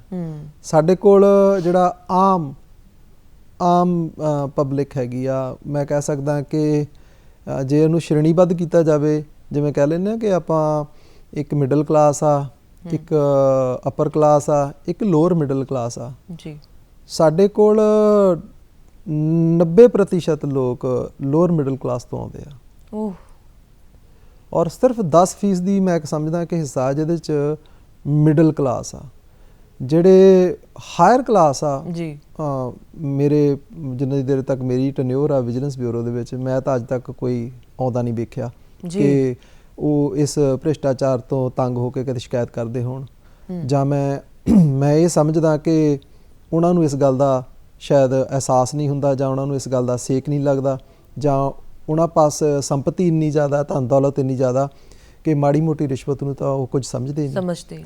ਸੋ ਇਸ ਕਰਕੇ ਸਾਡੇ ਪਾਸ ਜਿਹੜੇ ਪਰ ਇੱਥੇ ਮੈਂ ਗੱਲ ਜੋੜਨਾ ਚਾਹੂੰਗੀ, ਜੇ ਉਹਨਾਂ ਕੋਲ ਧਨ ਦੌਲਤ ਜ਼ਿਆਦਾ, ਮੈਨੂੰ ਲੱਗਦਾ ਉਹਨਾਂ ਤੋਂ ਫਿਰ ਡਿਮਾਂਡ ਵੀ ਵੱਡੀ ਹੁੰਦੀ ਹੋਣੀ ਉਹਨਾਂ ਦੀ। ਕੁਦਰਤੀ ਤੌਰ ਤੇ ਆ ਜੀ, ਕੁਦਰਤੀ ਤੌਰ ਆ, ਤੇ ਉਹਨਾਂ ਨੂੰ ਜਿਹੜਾ ਲਾਭ ਮਿਲਦਾ, ਜਿਹੜਾ ਉਹ ਰਿਸ਼ਵਤ ਦੇ ਕੇ ਉਹ ਲਾਭ ਲੈਂਦੇ ਆਪਣੇ ਲਈ, ਉਹ ਵੀ ਵੱਡਾ ਹੁੰਦਾ ਜੇ ਫਰਜ਼ ਕਰ ਲਓ। ਇਸੇ ਕਰਕੇ ਜਿਹੜੀ ਇਹ ਇੱਕ ਕਿਸਮ ਦੀ ਸੰਗਠਿਤ ਭ੍ਰਿਸ਼ਟਾਚਾਰ ਆ। ਦੇਣ ਵਾਲੇ ਨੂੰ ਨੁਕਸਾਨ ਨਹੀਂ, ਲੈਣ ਵਾਲੇ ਨੂੰ ਤਾਂ ਕੀ ਹੋਣਾ ਜੀ। ਸੋ ਅਜਿਹੇ ਮੌਕਿਆਂ ਦੇ ਉੱਤੇ, ਅਜਿਹੇ ਕਾਰਨਾਂ ਕਰਕੇ ਆਮ ਪਬਲਿਕ ਸਾਡੇ ਕੋਲ ਸ਼ਿਕਾਇਤ ਕਰ ਸਕਦੀ ਆ। ਜਿਹਨੇ ਕੁਝ ਫਾਇਦਾ ਲਿਆ, ਉਹ ਵਿਜ਼ੀਬਲੀ ਜੇ ਦਿਖਦਾ ਕਿਸੇ ਨੂੰ ਕਿ ਇਹਦੇ ਵਿੱਚ ਭ੍ਰਿਸ਼ਟਾਚਾਰ ਤਰੀਕੇ ਨਾਲ ਫਾਇਦਾ ਕਿਸੇ ਨੂੰ ਦਿੱਤਾ ਗਿਆ ਜੀ, ਔਰ ਫਾਇਦਾ ਦਿਖਦਾ ਆ ਔਰ ਉਹਨੂੰ ਇਨਕੁਆਇਰ ਕੀਤਾ ਜਾ ਸਕਦਾ ਜੀ, ਉਹਦੇ ਤੇ ਪਬਲਿਕ ਜਿਹੜੀ ਹੈਗੀ ਆ ਸਾਨੂੰ ਕੰਪਲੇਂਟ ਕਰ ਸਕਦੀ ਆ। ਬਾਰ-ਬਾਰ ਸੁਣਦੇ ਆਏ ਆ, ਟੀਵੀ ਤੇ ਵੀ ਐਡ ਆਉਂਦੀ ਹੁੰਦੀ ਆ, ਆਮ ਤੌਰ ਤੇ ਆਪਾਂ ਸਾਰਿਆਂ ਤੋਂ ਸੁਣਦੇ ਆਏ ਆ, ਰਿਸ਼ਵਤ ਦੇਣਾ ਹੀ ਮਤਲਬ ਕਿ ਲੈਣਾ ਹੀ ਜ਼ੁਰਮ ਨਹੀਂ ਹੈਗਾ, ਦੇਣਾ ਵੀ ਜ਼ੁਰਮ ਆ ਜੀ। ਤੇ ਜੇ ਰਿਸ਼ਵਤ ਤੁਸੀਂ ਦਿੰਦੇ ਹੋ, ਤੁਹਾਡੇ ਤੇ ਵੀ ਕਾਰਵਾਈ ਹੋ ਸਕਦੀ ਹੈ। ਬਿਲਕੁਲ। ਕਿਹੜੀਆਂ ਸਜ਼ਾਵਾਂ ਹੋਣਗੀਆਂ? ਬਿਲਕੁਲ ਉਨੀ ਸਜ਼ਾ ਹੁੰਦੀ ਹੈ, ਰਿਸ਼ਵਤ ਦੇਣ ਦੀ ਵੀ ਉਨੀ ਸਜ਼ਾ ਹੈ। ਉਹਦੇ 'ਚ ਦੇਖੋ, ਜਿਹੜਾ ਰਿਸ਼ਵਤ ਕਿਸੇ ਦੇਣਾ ਮਤਲਬ ਕਿ ਕਿਸੇ ਨੂੰ, ਇੱਕ ਤਾਂ ਹੁੰਦਾ ਕਿ ਕਿਸੇ ਦੀ ਡਿਮਾਂਡ ਹੈ, ਕਿਸੇ ਸਰਕਾਰੀ ਅਧਿਕਾਰੀ ਤੇ ਕਰਮਚਾਰੀ ਦੀ ਡਿਮਾਂਡ ਹੈ, ਉਸ ਮੰਗ ਤੋਂ ਬਾਅਦ ਉਹਨੂੰ ਰਿਸ਼ਵਤ ਦਿੱਤੀ ਜਾਂਦੀ ਹੈ ਜੀ। ਔਰ ਰਿਸ਼ਵਤ ਦੇਣ ਵਾਲਾ ਇਨਵੈਸਟੀਗੇਸ਼ਨ ਏਜੰਸੀ ਜਿਵੇਂ ਵਿਜੀਲੈਂਸ ਬਿਊਰੋ ਜਾਂ CBI ਜਾਂ ਹੋਰ ਜਿਹੜੀਆਂ ਭ੍ਰਿਸ਼ਟਾਚਾਰ ਵਿਰੋਧੀ ਏਜੰਸੀਆਂ, ਉੱਥੇ ਸ਼ਿਕਾਇਤ ਨਹੀਂ ਕਰਦਾ ਔਰ ਕਿਤੇ ਨਾ ਕਿਤੇ ਉਹ ਬਾਅਦ ਵਿੱਚ ਇਨਵੈਸਟੀਗੇਸ਼ਨ ਜਾਂ ਇਨਕੁਆਇਰੀ 'ਚ ਆ ਜਾਂਦਾ ਕਿ ਇਹਨੇ ਭ੍ਰਿਸ਼ਟਾਚਾਰ ਕੀਤਾ ਔਰ ਇਹਨੇ ਭ੍ਰਿਸ਼ਟ ਤਰੀਕੇ ਨਾਲ ਉਹਨੂੰ ਪੈਸਾ ਦਿੱਤਾ, ਤੇ ਉਨੀ ਸਜ਼ਾ ਹੁੰਦੀ ਆ। ਇਹਦੇ ਵਿੱਚ ਸੈਕਸ਼ਨ 8 ਜਿਹੜਾ ਪ੍ਰੀਵੈਂਸ਼ਨ ਆਫ ਕਰਪਸ਼ਨ ਐਕਟ ਆ, ਉਹ ਲਾਗੂ ਹੁੰਦਾ ਹੈ। ਜੀ। ਢਿੱਲੋਂ ਸਾਹਿਬ, ਆਮ ਤੌਰ ਤੇ ਘਰਾਂ ਦੇ ਵਿੱਚ ਸ਼ੁਰੂ ਹੋ ਜਾਂਦਾ ਹੈ ਇਹ ਕੰਮ ਭ੍ਰਿਸ਼ਟਾਚਾਰ ਦਾ। ਉਦਾਹਰਨ ਦੇ ਤੌਰ ਤੇ ਕੋਈ ਕੰਮ ਕਰਾਉਣ ਜਾਣਾ, ਬੱਚਾ ਹੀ ਕਹਿ ਦਿੰਦਾ ਅੱਜ ਦੀ ਤਰੀਕ 'ਚ, ਤਾਂ ਅੱਗੇ ਤਾਂ ਵੱਡੇ ਕਹਿੰਦੇ ਹੁੰਦੇ ਸੀਗੇ, ਡੈਡੀ ਆਹ ਕੰਮ ਨਹੀਂ ਹੋਣਾ ਪੈਸਿਆਂ ਬਿਨਾਂ, ਤੁਸੀਂ ਪਹਿਲਾਂ ਹੀ ਪੈਸੇ ਦੇ ਦਿਓ, ਮੈਨੂੰ ਨਾਲ ਲੈ ਕੇ ਜਾਵਾਂ ਮੈਂ। ਸਾਡੀ ਮਾਨਸਿਕਤਾ ਇਹ ਸ਼ੁਰੂ ਕਿੱਥੋਂ ਹੋਈ? ਸਾਡੇ ਅੰਦਰ ਇਹ ਕਿਉਂ ਚੀਜ਼ਾਂ ਵੜ ਗਈਆਂ? ਇੱਕ ਬੱਚਿਆਂ ਦੇ ਮਨ 'ਚ ਵੀ ਇਹ ਗੱਲਾਂ ਵੜ ਗਈਆਂ ਕਿ ਸ਼ਾਇਦ ਦਾਖਲਾ ਵੀ ਮੈਨੂੰ ਪੈਸੇ ਦੇ ਕੇ ਹੀ ਮਿਲਣਾ, ਸ਼ਾਇਦ ਮੇਰਾ ਆਹ ਕੰਮ ਵੀ ਪੈਸੇ ਦੇ ਕੇ ਹੀ ਹੋਣਾ। ਇਹ ਮਾਨਸਿਕਤਾ ਦੇ ਉੱਤੇ ਕੀ ਕਹੋਗੇ ਤੁਸੀਂ? ਜੀ, ਇਹ ਬਿਲਕੁਲ, ਇਹ ਜਿਹੜਾ ਹੈਗਾ, ਇਹ ਭ੍ਰਿਸ਼ਟਾਚਾਰ ਦਾ ਜਿਹੜਾ ਮੁੱਢ ਆ ਨਾ, ਜਿੱਥੋਂ ਸ਼ੁਰੂਆਤ ਹੁੰਦੀ ਆ, ਉਹ ਇਸ ਮਾਨਸਿਕਤਾ ਤੋਂ ਹੀ ਹੁੰਦੀ ਆ। ਜਦੋਂ ਆਪਾਂ ਸਾਰਾ ਸਮਾਜ ਇੱਕ ਹਥਿਆਰ ਸੁੱਟੀ ਬੈਠੇ ਆ ਕਿ ਪੈਸੇ ਦੇ ਕੇ ਕੰਮ ਹੋਣਾ, ਜਾਵਾਂਗੇ ਤਾਂ ਪੈਸੇ ਲੱਗਣਗੇ, ਉੱਦਾਂ ਤਾਂ ਕੰਮ ਹੀ ਨਹੀਂ ਹੋਣਾ, ਇਹ ਜਿਹੜੀ ਮਾਨਸਿਕਤਾ ਜਦ ਤੱਕ ਨਹੀਂ ਨਾ ਬਦਲਦੀ, ਜਦ ਤੱਕ ਅਸੀਂ ਭ੍ਰਿਸ਼ਟਾਚਾਰ ਨੂੰ ਜਿੰਨਾ ਮਰਜ਼ੀ ਜ਼ੋਰ ਲਾ ਲਈਏ, ਖਤਮ ਨਹੀਂ ਹੋ ਸਕਦਾ। ਔਰ ਇਹ ਮਾਨਸਿਕਤਾ ਪੈਦਾ ਕਿੱਥੋਂ ਹੋਈ ਆ? ਜੀ, ਪੈਦਾ ਕਰਨ ਵਾਲੇ ਅਸੀਂ ਆਪ ਆ, ਖੁਦ ਆ। ਸਾਡੇ ਮਾਂ-ਬਾਪ ਜਿਨ੍ਹਾਂ ਨੇ ਬਚਪਨ ਤੋਂ ਲੈ ਕੇ ਹੁਣ ਤੱਕ ਇਸ ਪ੍ਰਤੀ ਸਾਨੂੰ ਅਲਰਟ ਨਹੀਂ ਕੀਤਾ, ਇਸ ਪ੍ਰਤੀ ਸਾਨੂੰ ਸੁਚੇਤ ਨਹੀਂ ਕੀਤਾ, ਬਲਕਿ ਇਸ ਪਾਸੇ ਮੋੜਿਆ ਜਾਂ ਇਸ ਪਾਸੇ ਸਾਨੂੰ ਕਿਹਾ ਆ ਕਿ ਨਹੀਂ ਬੇਟਾ, ਜੇ ਤੂੰ ਬਾਹਰ ਗਿਆ ਤੇ ਇੰਨੇ ਕੁ ਪੈਸੇ ਦੇ ਦੀ, ਤੇਰਾ ਕੰਮ ਸਰ ਜਾਊਗਾ। ਇਹ ਆਮ ਆ, ਪ੍ਰਚਲਿਤ ਆ। ਇਸ ਤੋਂ ਇਲਾਵਾ ਸਾਡਾ ਜਿਹੜਾ ਐਜੂਕੇਸ਼ਨ ਸਿਸਟਮ ਆ, ਉਹਦੇ ਵਿੱਚ ਮੈਂ ਸਮਝਦਾ ਕਿ ਉਹਦੇ ਵਿੱਚ ਬੱਚਿਆਂ ਨੂੰ ਇਸ ਤਰ੍ਹਾਂ ਦਾ ਕਰਿਕਲਮ ਜਿਹੜਾ ਹੈਗਾ ਜ਼ਰੂਰ ਰੱਖਣਾ ਚਾਹੀਦਾ, ਉਹਨੂੰ ਇਸ ਪ੍ਰਤੀ ਸੁਚੇਤ ਕਰਨਾ ਚਾਹੀਦਾ। ਔਰ ਅਧਿਆਪਕਾਂ ਦੀ ਬਹੁਤ ਵੱਡੀ ਜ਼ਿੰਮੇਵਾਰੀ ਹੈ, ਕਿਉਂਕਿ ਸਵੇਰੇ 8 ਵਜੇ ਤੋਂ ਲੈ ਕੇ ਸ਼ਾਮ ਦੇ 4 ਵਜੇ ਤੱਕ ਬੱਚੇ ਨੇ ਸਕੂਲ ਰਹਿਣਾ, ਔਰ ਉਹਦੇ ਵਿੱਚ ਸਿੱਖਦਾ ਹੀ ਹੈ। ਘਰ ਆ ਕੇ ਤਾਂ ਹੋਰ ਵੀ ਰੁਝੇਵੇਂ ਹੁੰਦੇ ਆ, ਜਿੱਥੇ ਸਿੱਖਣਾ ਆ ਉੱਥੇ ਇਸ ਗੱਲ ਦੀ ਜਿਹੜੀ ਸਿੱਖਿਆ ਜੇਕਰ ਦਿੱਤੀ ਜਾਵੇ ਕਿ ਤੁਸੀਂ ਜੇਕਰ ਤਾਂ ਭਵਿੱਖ ਵਿੱਚ ਜਾ ਕੇ ਕੋਈ ਤੁਹਾਡੇ ਕੋਲ ਰਿਸ਼ਵਤ ਮੰਗਦਾ ਕਿ ਉਸਨੂੰ ਨਾ ਕਹਿਣੀ ਆ, ਹਾਂ ਕਹਿ ਕੇ ਗੋਡੇ ਨਹੀਂ ਟੇਕ ਦੇਣੇ। ਜਦ ਤੱਕ ਇਹ ਮਾਨਸਿਕਤਾ ਨਹੀਂ ਬਦਲਦੇ, ਮੈਂ ਸਮਝਦਾ ਇਹਦੇ ਤੇ ਕਾਬੂ ਪਾਉਣਾ ਬਹੁਤ ਮੁਸ਼ਕਲ ਹੈ। ਇਦਾਂ ਨਹੀਂ ਲੱਗਦਾ ਕਈ ਵਾਰੀ ਫਾਰਮੈਲਿਟੀਜ਼ ਇੰਨੀਆਂ ਹੋ ਜਾਂਦੀਆਂ, ਬੰਦੇ ਨੂੰ ਆਪ ਹੀ ਮਜਬੂਰਨ ਗੋਡੇ ਟੇਕਣੇ ਪੈਂਦੇ? ਦੇਖੋ ਇਹ ਤਾਂ ਇੰਡੀਵਿਜੂਅਲ ਦੀ ਹਰੇਕ ਦੀ ਗੱਲ ਹੈ ਕਿ ਉਹ ਪਾਰਟਿਕੂਲਰ ਬੰਦਾ ਜਾਂ ਉਹ ਇਨਸਾਨ ਜਿਹੜਾ ਹੈਗਾ ਉਹ ਕਿਸ ਤਰ੍ਹਾਂ ਉਸ ਗੱਲ ਨੂੰ ਟਰੀਟ ਕਰਦਾ ਹੈਗਾ। ਜੇ ਫਰਜ਼ ਕਰ ਲਓ ਕਿ ਆਪਾਂ ਹਰੇਕ ਮੁਸੀਬਤ ਦੇ ਸਾਹਮਣੇ ਗੋਡੇ ਟੇਕ ਦੇਣੇ ਆ ਤੇ ਫਿਰ ਮੈਂ ਸਮਝਦਾ ਕਿ ਇਹਦੇ ਤੇ ਕਾਬੂ ਪਾਉਣਾ ਸ਼ਾਇਦ ਮੈਨੂੰ ਲੱਗਦਾ ਤਾਂ ਹੀ ਗਰੀਬ ਤਬਕੇ ਦੇ ਲੋਕ ਜ਼ਿਆਦਾ ਸ਼ਿਕਾਇਤਾਂ ਕਰਦੇ ਨੇ ਕਿਉਂਕਿ ਉਹਨਾਂ ਕੋਲ ਪੈਸੇ ਦੇਣ ਨੂੰ ਘੱਟ ਨੇ, ਜਿਹੜੇ ਮਜਬੂਰੀ 'ਚ ਨੇ ਲੋਕ, ਹਨਾ। ਹਰ ਘਰ ਦੀ ਆਪਣੀ ਮਜਬੂਰੀ ਹੁੰਦੀ ਹੈ ਤੇ ਜਿਨ੍ਹਾਂ ਕੋਲ ਹੈਗੇ ਆ ਉਹ ਕਹਿੰਦੇ ਕਿਹੜਾ ਇੰਨੇ ਚੱਕਰਾਂ 'ਚ ਪਵੇ, ਪੈਸੇ ਦੋ ਤੇ ਵਿਹਲੇ ਹੋ, ਜਦ ਕਿ ਜਿਨ੍ਹਾਂ ਕੋਲ ਪੈਸੇ ਆ ਉਹਨਾਂ ਨੂੰ ਵੀ ਆਵਾਜ਼ ਚੱਕਣੀ ਚਾਹੀਦੀ ਹੈ। ਬਿਲਕੁਲ ਤੁਸੀਂ ਵਾਜਿਬ ਕਿਹਾ। ਜਿਹੜੇ ਸਾਡੀ ਆਮ ਜਨਤਾ ਆ ਜਿਹੜੀ ਜਿਹੜਾ ਮੈਂ ਪਹਿਲਾਂ ਸ਼੍ਰੇਣੀਬੱਧ ਕਰਕੇ ਦੱਸਿਆ ਸੀਗਾ, ਉਹ ਸਮਾਂ ਜ਼ਿਆਦਾ ਇਸ ਬੰਦੀ ਮੈਂ ਕਹਿੰਦਾ ਕ੍ਰਾਂਤੀਕਾਰੀ ਆ। ਉਹ ਸਮਾਂ ਜ਼ਿਆਦਾ ਜੋਸ਼ੀਲੇ ਨੇ ਔਰ ਉਹ ਸ਼ਿਕਾਇਤ ਕਰਨ ਵਾਸਤੇ ਵੀ ਸਾਹਮਣੇ ਆਉਂਦੇ ਨੇ, ਕਾਰਵਾਈ ਵੀ ਕਰਾਉਂਦੇ ਨੇ ਔਰ ਬਾਅਦ ਵਿੱਚ ਅਸੀਂ ਦੇਖਿਆ ਕਿ ਅਦਾਲਤੀ ਕੇਸਾਂ ਦੇ ਵਿੱਚ ਵੀ ਖੜੇ ਰਹਿੰਦੇ ਆ ਕਿਉਂਕਿ ਇਸ ਜੇ ਸਿਸਟਮ ਤੋਂ, ਇਸ ਭ੍ਰਿਸ਼ਟਾਚਾਰ ਤਰੀਕੇ ਤੋਂ ਤੰਗ ਨੇ ਤਾਂ ਬਾਅਦ ਵਿੱਚ ਵੀ ਖੜੇ ਰਹਿੰਦੇ ਆ। ਇੱਕ ਬੰਦਾ ਭ੍ਰਿਸ਼ਟਾਚਾਰ ਦੇ ਕੇਸ 'ਚ ਫੜਿਆ ਗਿਆ, ਉਹਦੀ ਬੜੀ ਚੱਲਦੀ ਹੈ ਉਦਾਹਰਨ ਦੇ ਤੌਰ ਤੇ, ਉਹ ਫਿਰ ਤੁਹਾਡੇ ਤਾਂ ਨਹੀਂ ਦਬਾਅ ਬਣਾਉਂਦੇ ਇੱਧਰੋਂ ਤਾਂ ਛੁੱਟ ਦਿੰਦੇ ਆ ਪੈਸੇ ਲੈ ਕੇ, ਇੱਧਰੋਂ ਵੀ ਪੈਸੇ ਲੈ ਕੇ ਛੁੱਟਿਆ ਜਾਵੇ? ਨਹੀਂ, ਤੁਹਾਡਾ ਸਵਾਲ ਹੈਗਾ ਇਹ ਬਿਲਕੁਲ ਲੋਕਾਂ ਦੇ ਜ਼ਿਹਨ 'ਚ ਵੀ ਇਹ ਗੱਲਾਂ ਆਉਂਦੀਆਂ ਹੋਣਗੀਆਂ। ਬਿਲਕੁਲ, ਹਾਂ। ਇਹ ਦੇਖੋ ਹਰੇਕ ਦੀ ਮਾਨਸਿਕਤਾ ਆ ਕਿ ਮੈਂ ਆਪਣਾ ਪੱਲਾ ਕਿਵੇਂ ਛਡਾਵਾਂ, ਠੀਕ ਹੈ ਨਾ।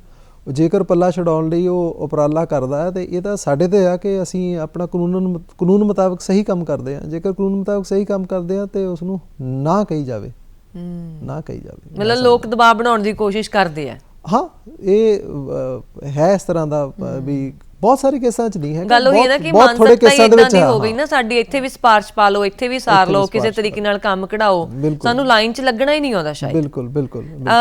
ਟੋਕਨ ਮਨੀ ਇੱਕ ਚੀਜ਼ ਆਉਂਦੀ ਹੈ ਜੀ, ਆਮ ਤੌਰ ਤੇ ਦੇਖਣ 'ਚ ਆਉਂਦਾ ਹੈ ਕਿ ਉਦਾਹਰਨ ਦੇ ਤੌਰ ਤੇ ਫਲਾਨਾ ਬੰਦਾ ਕਹਿੰਦਾ ਤੁਹਾਡਾ 10,000 'ਚ ਕੰਮ ਹੋ ਜਾਊਗਾ ਤੇ ਮੇਰੇ ਕੋਲ ਤਾਂ ਅੱਜ 10,000 ਹੈ ਨਹੀਂ, ਮੈਂ ਉਹਨਾਂ ਨੂੰ 2,000 ਰੁਪਇਆ ਦੇ ਆਂਦਾ ਕਿ ਅੱਜ 2,000 ਲਓ, ਬਾਕੀ ਤੁਹਾਡਾ ਬਾਅਦ 'ਚ ਹਿਸਾਬ ਕਿਤਾਬ ਆਪਾਂ ਕਰ ਲਾਂਗੇ, ਤੁਸੀਂ ਕੰਮ ਸ਼ੁਰੂ ਕਰੋ ਸਾਡਾ। ਉਹ ਕੰਮ ਸ਼ੁਰੂ ਕਰ ਦਿੰਦਾ। ਘਰੇ ਪਹੁੰਚ ਕੇ ਮੈਨੂੰ ਲੱਗਾ ਕਿ ਮੈਂ ਗਲਤ ਕੀਤਾ, ਮੈਨੂੰ ਸ਼ਿਕਾਇਤ ਕਰਨੀ ਚਾਹੀਦੀ ਆ। ਤੇ ਜੇ ਹੁਣ ਮੈਂ ਸ਼ਿਕਾਇਤ ਕਰਨ ਜਾਨੀ ਆ ਉਤੋਂ ਦੇਣੀ ਮੈਂ 2,000 ਰੁਪਇਆ ਦੇ ਬੈਠੀ ਆ, ਮੈਂ ਤਾਂ ਨਾ ਫਸ ਜੂੰਗੀ। ਦੇਖੋ ਪਹਿਲੀ ਗੱਲ ਤਾਂ ਕਿ ਰਿਸ਼ਵਤ ਮੰਗਣਾ ਜੁਰਮ ਆ ਤੇ ਜੇਕਰ ਤੁਸੀਂ ਆਫਰ ਕਰਕੇ ਖੁਦ ਦੇ ਆਉਂਦੇ ਆ, ਪ੍ਰਸਤਾਵਿਤ ਕਰਦੇ ਆ ਕਿ ਮੇਰੇ ਕੋਲ 2,000 ਰੁਪਏ ਲੈ ਤੇ ਕੰਮ ਕਰ, ਉਹਨੇ ਤਾਂ ਮੰਗੇ ਨਹੀਂ। ਬਿਲਕੁਲ। ਜੇ ਨਹੀਂ ਮੰਗੇ ਤਾਂ ਫਿਰ ਤੁਸੀਂ ਦੋਸ਼ੀ ਆ ਜੀ। ਤੇ ਜੇਕਰ ਉਹਨੇ ਮੰਗੇ ਆ ਤਾਂ ਤੁਸੀਂ ਮਜਬੂਰੀ ਵਸਦੇ ਆਏ ਆ 2,000, ਫਿਰ ਉਹ ਜੁਰਮ ਚ ਆਉਂਦਾ। ਠੀਕ ਹੈ, ਜਿਹਨੇ ਮੰਗੇ ਉਹਦੇ ਵਾਸਤੇ ਇਹ ਜੁਰਮ ਹੈ।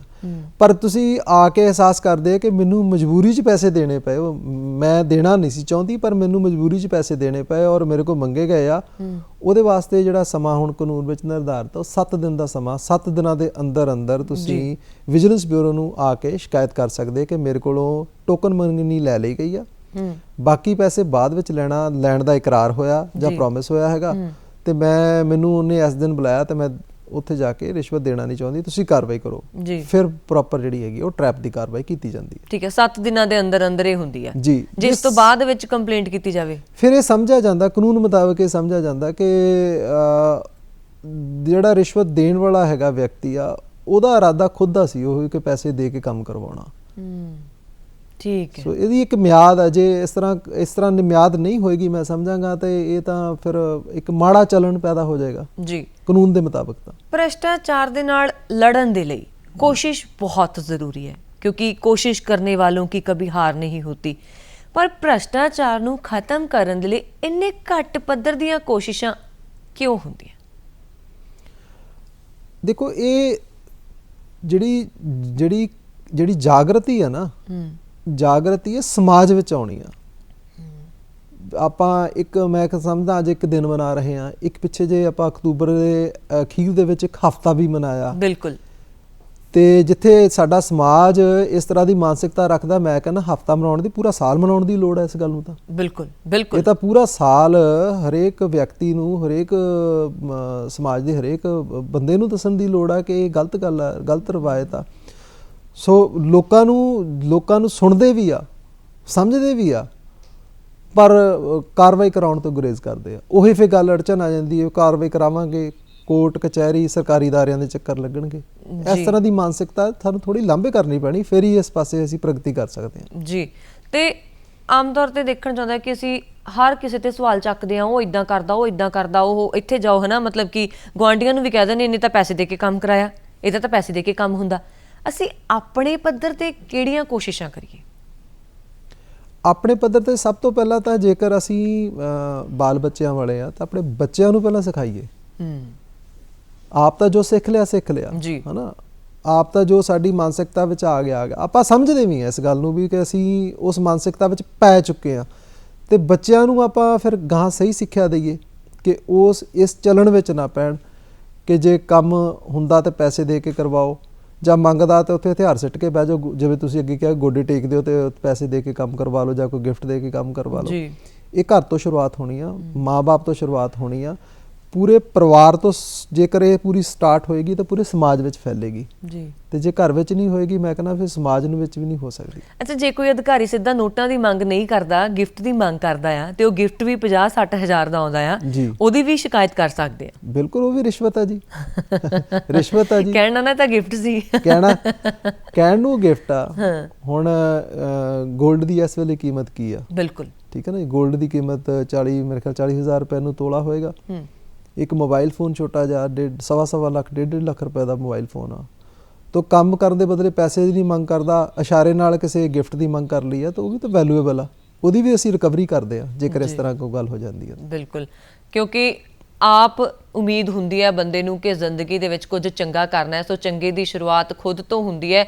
ਅਸੀਂ ਗੱਲਬਾਤ ਕਰ ਰਹੇ ਹਾਂ ਤੁਹਾਡੇ ਨਾਲ ਇੰਟਰਨੈਸ਼ਨਲ ਐਂਟੀ ਕਰਪਸ਼ਨ ਡੇ ਦੇ ਉੱਤੇ। ਹੁਣ ਤੁਹਾਨੂੰ ਇੱਕ ਵਾਰੀ ਫਿਰ ਤੋਂ ਆਪਣੇ ਮਤਲਬ ਕਿ ਫੋਨ ਨੰਬਰ ਅਸੀਂ ਦੱਸ ਦਿੰਦੇ ਹਾਂ ਵਿਜੀਲੈਂਸ ਬਿਊਰੋ ਦੇ, ਜਿਸ ਨੰਬਰ ਦੇ ਉੱਤੇ ਤੁਸੀਂ ਸ਼ਿਕਾਇਤ ਕਰ ਸਕਦੇ ਹੋ। ਈਮੇਲ ਆਈਡੀ ਵੀ ਤੁਹਾਨੂੰ ਦੱਸ ਦਿੰਦੇ, ਟੋਲ ਫ੍ਰੀ ਨੰਬਰ ਹੈ 180018001000। ਇਹਨਾਂ ਨੰਬਰਾਂ ਦੇ ਉੱਤੇ ਤੁਸੀਂ ਸ਼ਿਕਾਇਤ ਕਰ ਸਕਦੇ ਹੋ ਜੇ ਕਿਤੇ ਤੁਸੀਂ ਭ੍ਰਿਸ਼ਟਾਚਾਰ ਦੇ ਮਤਲਬ ਕਿ ਵਿੱਚ ਫਸਦੇ ਹੋ ਜਾਂ ਤੁਹਾਨੂੰ ਫਸਾਇਆ ਜਾਂਦਾ। ਸਾਡੀ ਈਮੇਲ ਆਈਡੀ ਮਤਲਬ ਜਿਹੜੀ ਅਸੀਂ ਤੁਹਾਨੂੰ ਦੱਸ ਰਹੇ ਹਾਂ ਉਹ ਵੀ ਤੁਸੀਂ ਦੇਖ ਸਕਦੇ ਹੋ, CTRLBBPB#MHA@government.in।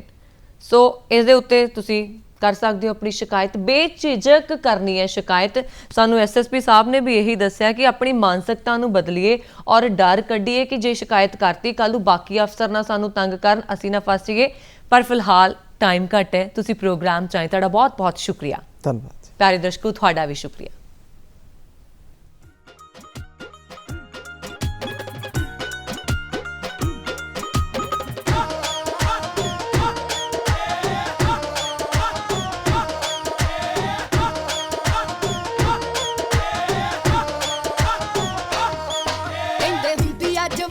निशानी बई ये तक खतरे दी पक्की है निशानी बई जिद्दा बिजली अर्श दी